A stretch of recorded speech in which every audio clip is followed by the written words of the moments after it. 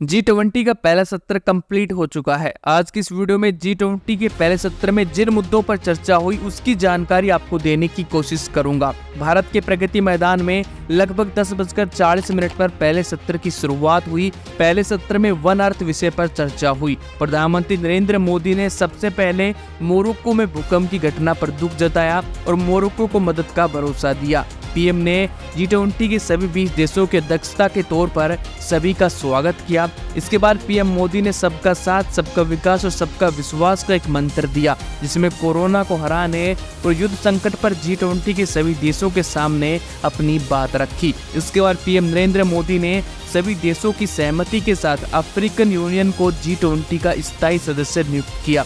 PM Modi ने one earth विषय पर G20 के शिखर सम्मेलन में भाषण देते हुए मानव केंद्रित विकास को आगे बढ़ाने की आवश्यकता पर प्रकाश डाला, जिसमें अंतर्राष्ट्रीय बाजरा वर्ष पर जोर दिया, ग्रीन ग्रिड पहल पर बात की, प्राकृतिक खेती और राष्ट्रीय हरित हाइड्रोजन मिशन को प्रमोट किया।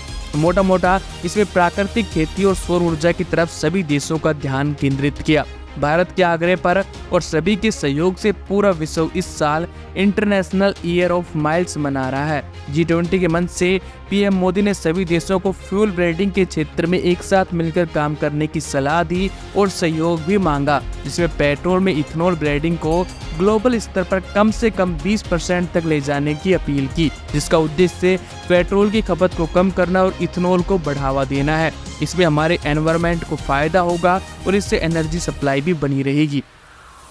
इसके अलावा पीएम मोदी ने कार्बन क्रेडिट, जिसका मकसद हमें क्या नहीं करना चाहिए, और ग्रीन क्रेडिट हमें क्या करना चाहिए, इस पर सभी देशों को ध्यान देने की अपील की। इसके अलावा पीएम मोदी ने चांद पर सॉफ्ट लैंडिंग की सफलता को दुनिया के विकास के लिए और इससे उपलब्ध होने वाला डाटा पूरी मानवता के काम आने वाला बताया और दुनिया का ध्यान अपनी ओर केंद्रित किया। और इसी भावना से Bharat G20 satellite mission for environment and climate observation launch करने का प्रस्ताव भी G20 के सभी देशों के सामने रख रहा है।